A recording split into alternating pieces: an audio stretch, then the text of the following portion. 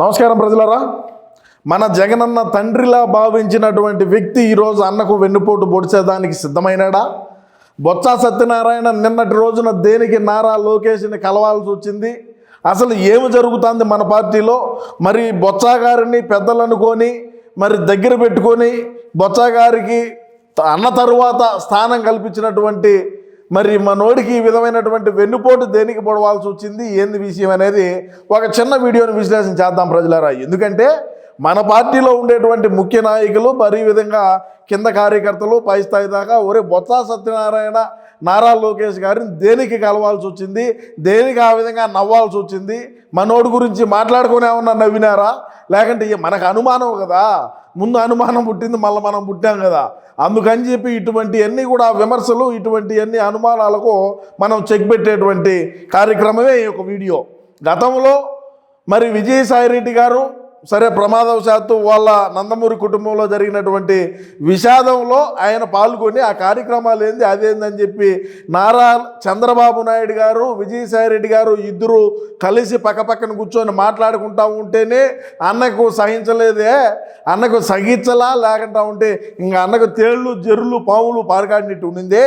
మరి ఈనాడు లోకేష్ని చేతిలో చేసి ఉంచి నవ్వుకుంటా ఇకికిలు పక్కపక్కలు మాట్లాడుకుంటా ఉంటే అన్నకి ఏ విధంగా ఉంటుంది? బొత్స సత్యనారాయణ ఒకసారైనా ఆలోచన చేసినావా నువ్వు?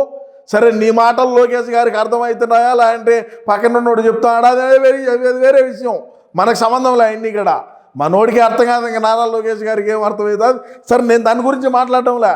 కానీ విజయసాయిరెడ్డిని ఆ రోజు నుంచే పక్కన పెట్టినాడు. మీరు గమనించుకున్నట్లయితే నువ్వు చంద్రబాబు నాయుడు గారిని ఎప్పుడూ తిట్టాలా, మనం అదేవిధంగా లోకేష్ని ఎప్పుడూ తిట్టాలా, పవన్ కళ్యాణ్ని తిట్టాలా, వాళ్ళ కుటుంబంలో నుంచి ఉండేటువంటి వ్యవహారాలని రోడ్ల మీదకి తీసుకొచ్చి మాట్లాడాలా, వాళ్ళపైన విమర్శలు చేసేటువంటి మనం నువ్వు వాళ్ళ పక్కలో కూర్చొని ఎట్ట మాట్లాడతావు విజయసాయిరెడ్డి అని చెప్పి ఆ రోజు మాట్లాడినటువంటి మాటలు మన జగనన్న ఆ రోజు నుంచే దూరం పెట్టాడు.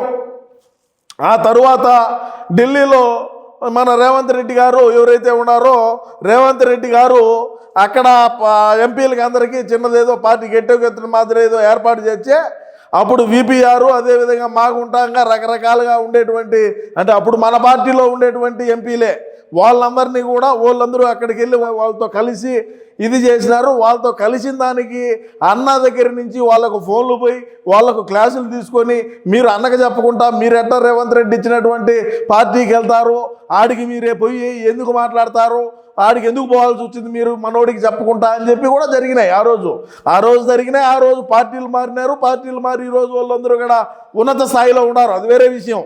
కానీ మనోడికి ఇటువంటి నచ్చదు. సొంత చెల్లెలు పసుపు చీర కట్టుకుంటేనే ఈ మన స్టేజీల మీద సిద్ధం సభలు భారీ బహిరంగ సభల మీద జనాలు రాకపోయినప్పటికీ భారీ బహిరంగ సభలే అనాలి మనం. అటువంటి సభల్లో మాట్లాడినటువంటి మనం మరి ఈరోజు మీరు లోకేష్ గారిని కలవడం పైన ఏమనుకుంటాడు అన్న? మరి తండ్రి లాంటి మనిషి అన్నాడే, తండ్రి తర్వాత నాకు బొత్సానే అన్నాడే, అదన్నా గుర్తు రాలేదేమయ్యా నీకేమి తక్కువ చేశాడన్నా?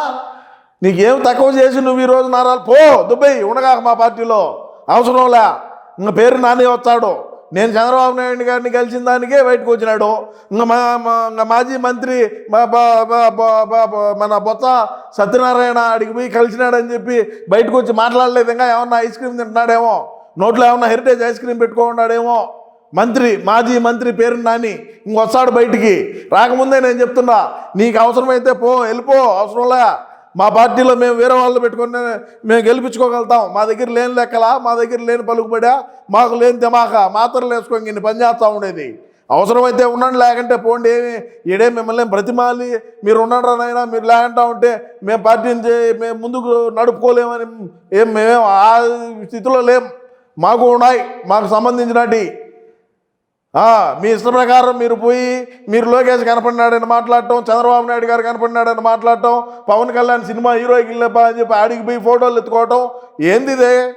మా ఓడికి ముందుగానే వాళ్ళని చూస్తే ఎక్కడ లేని కోపం గుస్సా వస్తుంది.